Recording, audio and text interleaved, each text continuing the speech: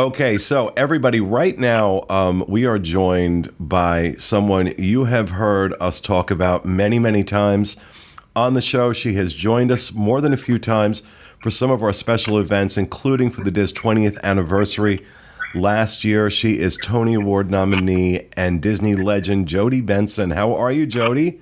I am great. I'm so great. How are all of you? We're doing fantastic. Thank you so much. I know we're recording this a couple days before Thanksgiving. I'm sure your life is as crazy as mine is right now. So I can't tell you how much it means to me that you're taking time out to talk to us right now. Well, thank you guys so much. Always a pleasure to get to be with all of you Dizzers, and love you guys and happy to do it. And we love you back. We love you back. You know, we've talked to you before on the show when we did. I think it was the first time you did one of our DIS cruises, our podcast cruises. But I wanted to first of all, why don't you tell us like what you're doing right now? Like what's your life like? What are you working on? Well, life is good. We are very, very blessed. Wreck-It Ralph 2, Ralph Breaks the Internet, opens tomorrow. So we just got back from the premiere last week in Los Angeles as a family.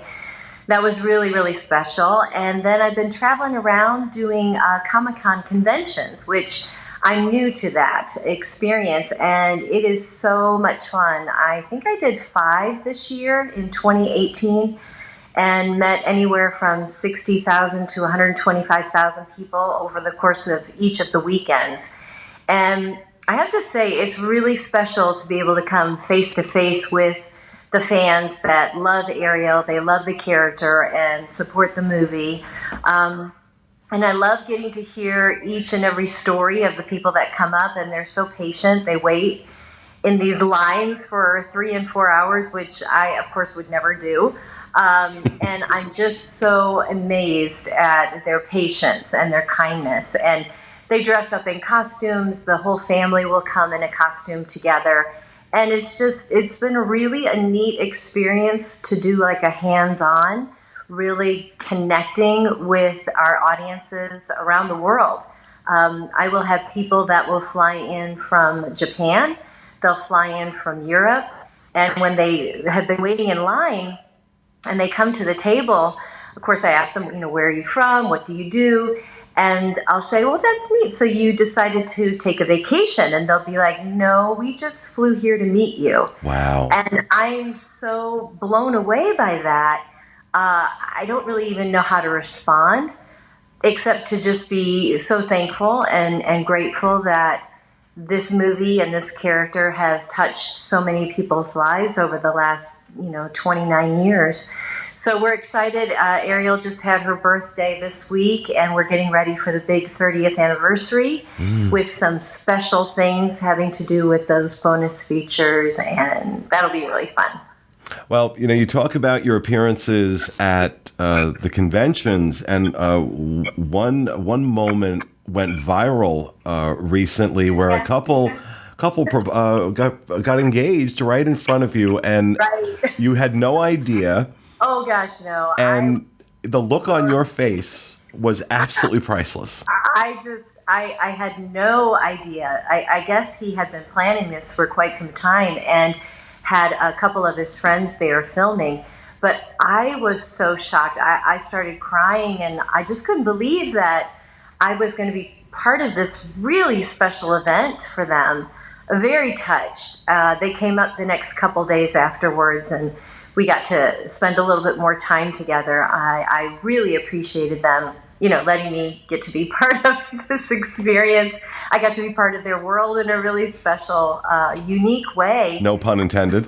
No pun intended. And I had never done anything like that before. So that was really special. Really, really sweet. Now, you talked about Ralph Breaks the Internet, which is at the point that this airs will be in theaters. What are some of the other characters you have portrayed, animated characters that you've portrayed in film? Because you're more than just Ariel. Right. Well, for our Pixar family, I've done Toy Story 2 and 3 as the voice of Barbie from Mattel. And that was a really life-changing experience, getting to be part of the Toy Story family. And then for Don Bluth and Universal, I've done Thumbelina, which was amazing to get to work with Barry Manilow. A childhood dream of mine because I grew up with all of his big old albums, his LPs, growing up in the 60s and 70s and knowing every lyric and every song of his. And then for Disney as well, I've done a lot of direct-to-video, done a lot of game voices. So I think 7 or 8 voices for our Disney company as of now, which has been great. It's been really, really a lot of fun. What was it like for you reprising your role as Ariel in Ralph Breaks the Internet? Oh, it was great because Rich Moore, our director, and Phil, and then our producer, Clark Spencer, they're amazing, all 3 of them. Rich was actually in the booth with me, and very much like Howard Ashman, where he would tell me the whole story and play all the characters for me in the studio with me while I was recording, as opposed to behind the glass where you just kind of feel like you're all by yourself. So that was so much fun getting to work with him and his creativity and his genius, and creating Ariel to be a little bit out of the pocket of where we normally know the princesses. I love the idea because we continue to show them respect and pay tribute to them, but also have a lot of fun with them and kind of be a little bit more playful with them, but keeping them very real and authentic. So that was the key for me with Ariel, is to make sure that I was still representing her in a very honorable way, but with a playful side and a little different twist, which I think just works so great. For me, for the film, it's a highlight. The scene with the princesses is so delightful. Well, kind of expounding on your work in Ralph Breaks the Internet, what is the recording process like when you're making an animated film? Are you working with the other actors in real time, or and do they animate the character first? Something I always wondered: do they animate the character first and then your voice has to match that, or are they animating around your voice? Right. Those are great questions. For animation, for me, since I've been involved starting with the Disney family in 1986, that first film for The Little Mermaid, we did record together as a cast. We did a full read-through like a Broadway show. Then we started to record with plexiglass in between us in the studio so that we could get a sense of what that character would be like, what the relationship, the chemistry between all the different characters. But since The Little Mermaid, I have been working by myself. And for the most part, we now record all over the world. And that's where the brilliance of a director like Rich Moore for Ralph Breaks the Internet, because he plays all the characters and can really give us a sense of the entire film, we are not at a loss as far as, what's going on? What are the relationships like? Because he's playing all the parts. Then they videotape us while we're in the studio, and then they animate after we lay down the voices. Because like Glenn Keane will tell you pretty clearly for Mermaid and Ariel, the voice comes to bring the life to the character. So they have pencil sketches and thumbnail sketches, concepts and ideas, colorings and shadings. They have all that in their minds and maybe on paper. But once I was able to come into the studio for Ariel, for The Little Mermaid, and Glenn could start listening to it, that's when Ariel was born. That's when she becomes alive. So it's a really beautiful process how Disney has created that, and other companies as well. And then at the very end, a lot of times we will come in and do ADR, additional dialogue recording. That has to match to picture. So those are concepts and maybe scenes that have been added, maybe a few lines have been changed, and they'll take the animation. Then I will come in at the tail end before the release of the picture and have a big screen, and I've got my click track going and my timer going, and then I can actually match to picture. It's a lot of work, isn't it? It's a lot of fun work. It's very different than being in a show on Broadway, very different than standing in front of an audience with a concert in a symphonic setting. It's completely different, but I love it. I love all the aspects of performance. For me, I feel like all the different areas kind of make me whole and complete my puzzle as far as an artist, what I enjoy doing. But I love being in the studio. It's a very freeing feeling. You don't have to worry about your hair and your makeup and your wardrobe and your dance moves and what your staging looks like. You just get to go in and be like a free, crazy kid, sort of like a child in a candy store, and you just get to go crazy. And that's the genius of the directors, and that's what Howard Ashman has. That's how I was able to work with him for those times with our project with Mermaid. But then other directors since have really taken that ball and they really run with it, trying to create the whole feeling inside the recording studio. That's sort of like a playing sort of atmosphere where you can fail, you can make mistakes, and it's all good. You know, the whole mix of it is all good. Now, there are several theme park attractions that are themed around The Little Mermaid and Ariel. And before we started recording, I was talking to you about a recent experience I had out in Tokyo Disneyland and Tokyo DisneySea. The mermaid area, the Little Mermaid area in that park, I was blown away by how beautiful it was. And the first thought that came into my mind was, I wonder what Jodi thought of this when she first saw it. So, and you were there recently, so I have you here now, so I can ask you, what did you think of that? It was unbelievable. I had no idea what I was going to be walking into that day. Walking into Tokyo DisneySea was like walking into a dream. I couldn't believe how they had taken our film and my character of Ariel and just blew it out of the park. I mean, literally could not take it all in. Yeah.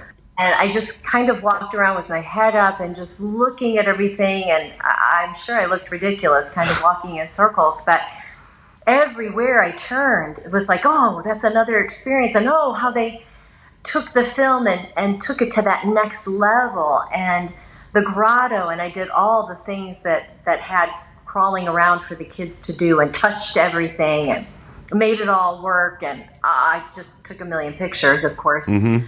But it was so beautiful and so magnificent. And again, I just felt completely honored to walk around realizing that I am so grateful to be a special part of this film and this character.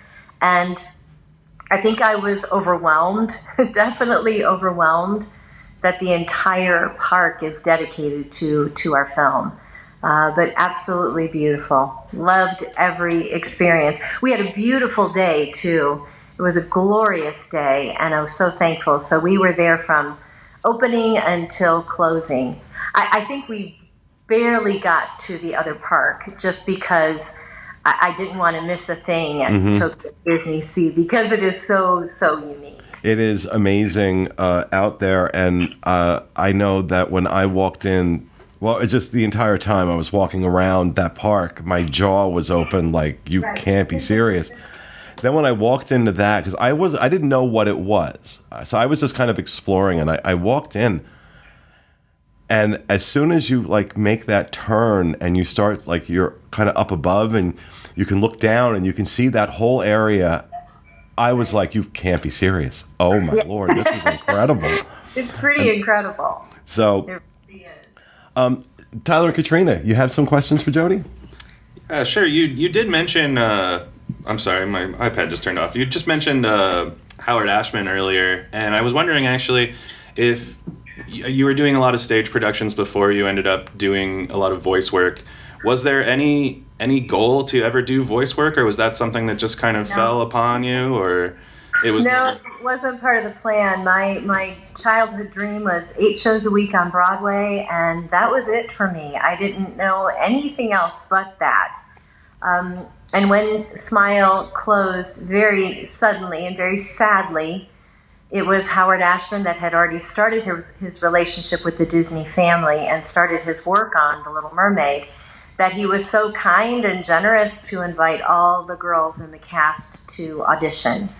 And that was my first time behind a microphone, my first time in a recording studio. I did not know what I was doing whatsoever, but the audition itself was at 890 Broadway Studios, where all the Broadway shows audition. And it was Albert Tavares, and that was Howard's casting associate, who had a reel-to-reel tape player. Wow. And just him in the room by himself. And I walked in, and he pressed play and record. And I started to kind of create the voice that I had gone to the ladies' room and went to the mirror with my script in hand. And of course, we had the cassette tape of Howard singing Part of Your World. So those were my pieces of information that I had and how to prepare for an audition. I didn't really know what I was doing. But I just went into the ladies' room, and I started to wait until everybody was out of the ladies' room. And then I just looked into the mirror at myself and started to talk to myself, trying to figure out, what am I doing? And how do I sound like I'm a 16-year-old mermaid? And I went back out in the hallway, and they called my name, and I went in and sat in a chair right next to Albert as he had this big machine and pressed play and record and started to create what I kind of thought she might sound like. And then they sent that reel-to-reel out to Los Angeles after they had done New York, LA, and London. And at the time, they did not attach our names to it or pictures and resume or anything like that. So when I got the call about a year later that I was in the running for Ariel, it was actually between myself and my co-star of Smile. Howard was shocked and thrilled that 2 of his leading ladies from the musical that he had just done on Broadway were for the final running for Ariel. So he really didn't have any input on that necessarily, because they were, for Ron and John, our directors, John Musker and Ron Clements, they were strictly going on, closing their eyes and listening to these reel-to-reels.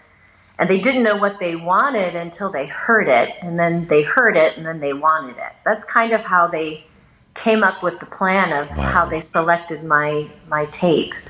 For me, it's just a God thing. I mean, there's really no other explanation as to how and why I was selected for this character out of all these wonderful, talented people and celebrities and well-known names. But I just feel like it was ordained. It was just meant to be that Ariel was going to be part of my life for these now 30 years plus. And it's, it's been an incredible journey. Yeah, I mean, after hearing all that, like it's amazing to think that like The Little Mermaid was really a renaissance in Disney. It created a renaissance in Disney animation. You're right. And so, like, how does it feel to after hearing just where the small beginnings that came from to be such an important part of Disney history at this point? Right. Did you? I'm sorry, Jodi. Did you have any sense at the point that you were auditioning, or after you got the part, did you have any sense of the magnitude of what this was going to turn into? No sense whatsoever, because at the time the Disney studios were shutting down for animation. This was the final project at the time. All of the animators had been removed from the lot, moved to Flower Street in trailers in Glendale. And at the time, we were not going to be revealed who the cast members were. So it was basically, fly back and forth between New York and LA, record the movie, And then it would just do the running of the end credits very quickly and then disappear. And I was actually doing a Broadway show with Sam Wright at the time, the voice of Sebastian. We were both doing Cy Coleman's final Broadway show called Welcome to the Club. And so I would just kind of fly back and forth and kept it sort of a secret. I mean, I told a few people, my family and a few friends, but at the time, doing animation was not a very nice job. It's what you did. You did cartoon voices when your career was tanking and it was over. So when I would tell a couple people about it, they were like, well, are you in the movie? And I'm like, no, you'll just hear my voice. And they're thinking, oh, well, that's not really a great job. You know, if you're going to be on camera, let us know. Yeah. So it was kind of quiet. I didn't really tell anybody about it. And then it was probably a month and a half or so before the movie was released that I got a call saying, can you please go on a 22-city press tour in 20 days? And I thought, well, why would I do that? And they're like, well, we are going to reveal because the critics really love this picture and they feel like it's going to change the course of history for Disney animation. And I thought, well, okay. So I kind of cleared my schedule and jumped on a plane and did 22 cities in 20 days. And it was unbelievable. And then once the movie was released, boy, I mean, everything just kind of immediately changed. And my family and friends were like, well, why didn't you tell us about this? Why didn't you tell us you were in that? I was like, I was trying to tell you about this picture, but everybody was kind of making fun of me that, oh, you're in a cartoon.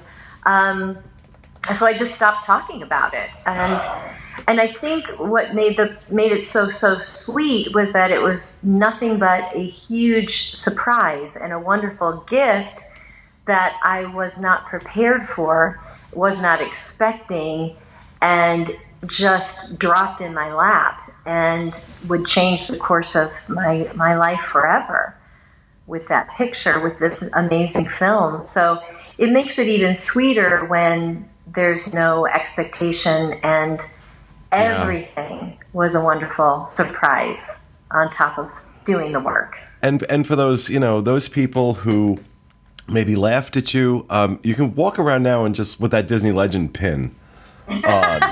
And be like, remember that role you laughed at me about? That's Katrina. Actually, I was going to talk to her about being a Disney legend because it was 2011 you became a Disney legend. And I was curious, what did becoming a Disney legend mean to you? Well, it's another kind of one of those wild and crazy funny stories because I got a call from Disney Music, from the department, and had gotten a call from Chris Montan's secretary or office associate. And she called and said, could you please hold for Chris? And I thought, yes. Well, at the time, there were a lot of changes going on in voiceover. And there were a lot of changes going on with Disney character voices. And there were some retirements and there was some recasting. So when Chris got on the phone, I basically said to him, it's been a great ride and I'm so grateful for all these years and that I've been part of the Disney family.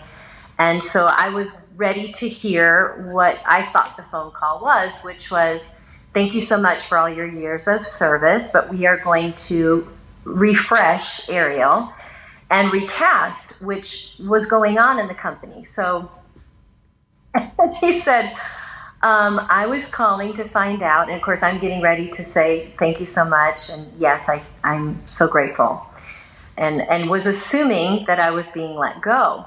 And so when he went to say, I was wondering if you would join us in California to be honored as a Disney legend, I didn't respond to him on the phone. I think I dropped the phone in my lap. And I didn't respond, and he's like, hello, are you not happy? Chris, I actually thought you were calling to let me go.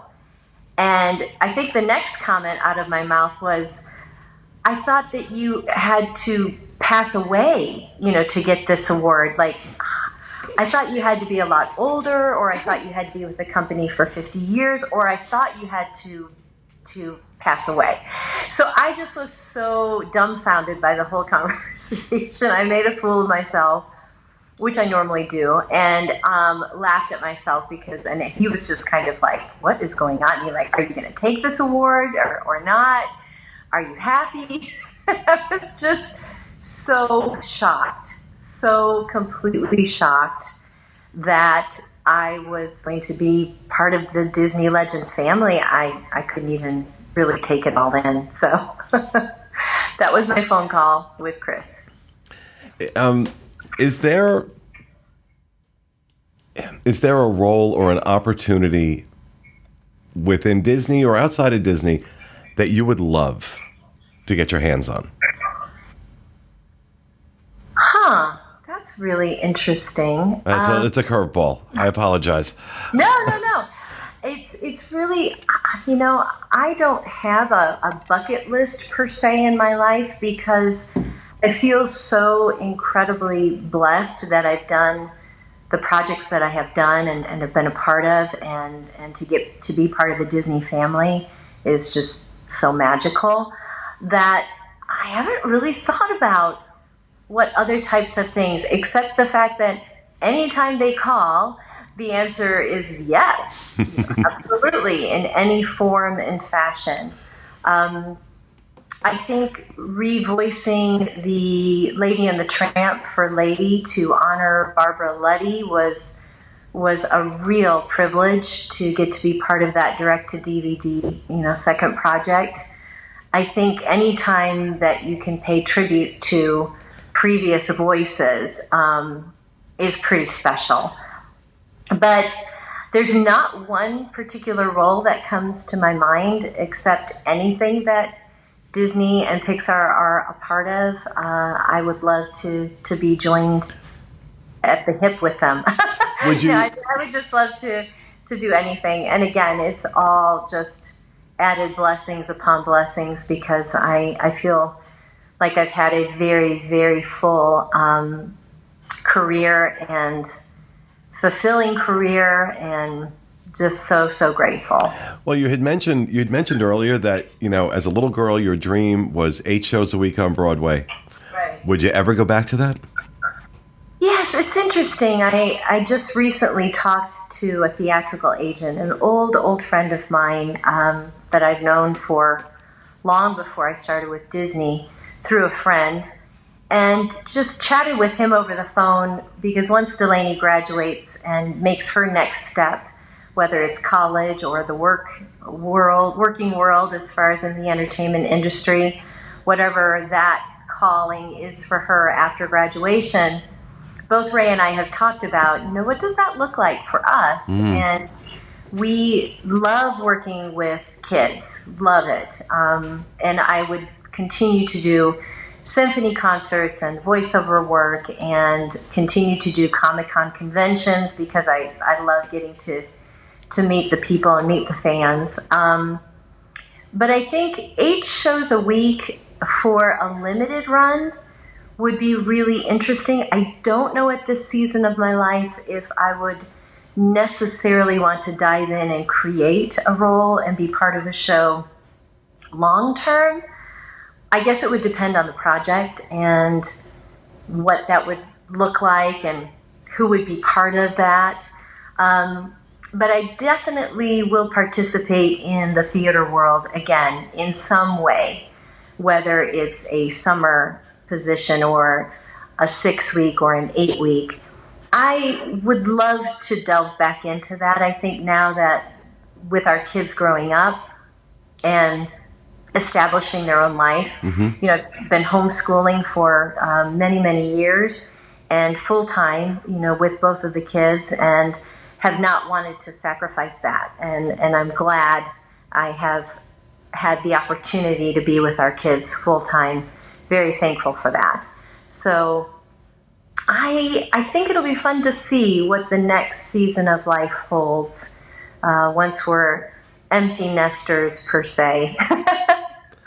I'll be curious to see what happens. I'll tell you what, wherever you are, whatever you're doing, I will buy the first ticket. Oh, thanks. Buy the first ticket. I would love to see you back on Broadway. I think that would be amazing. Of course, if people want to see you live in the flesh and not just at Comic-Con, they can see you this season at Epcot as part of the Candlelight Processional, as you do every year. You're one of the highlights.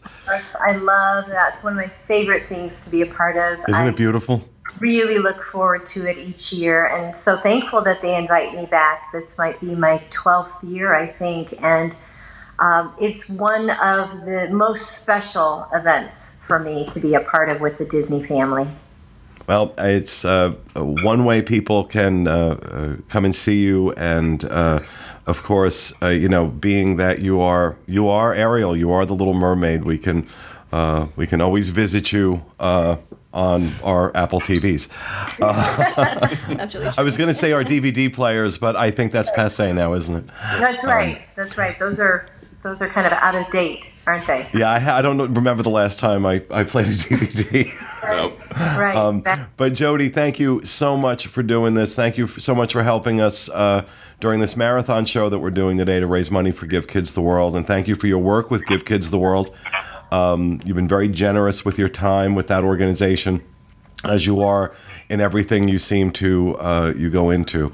So you guys are so sweet, and I just love you and John and Kevin and all the Dizzers. Oh, and my mom says hello too. My mom made a point. She was here this morning. She made a point. Oh, please tell Jodi I said hello. Yes, I love your mom. She's so precious. And Give Kids the World and Omar, all those amazing people that work with the children down there. That's really near and dear to my heart. So I'm really thrilled that this worked out for our holiday week to get to spend some time together. So am I. It's been great seeing you, and I hope to see you again very, very soon. Again, thank you so much. Jodi Benson, Disney legend.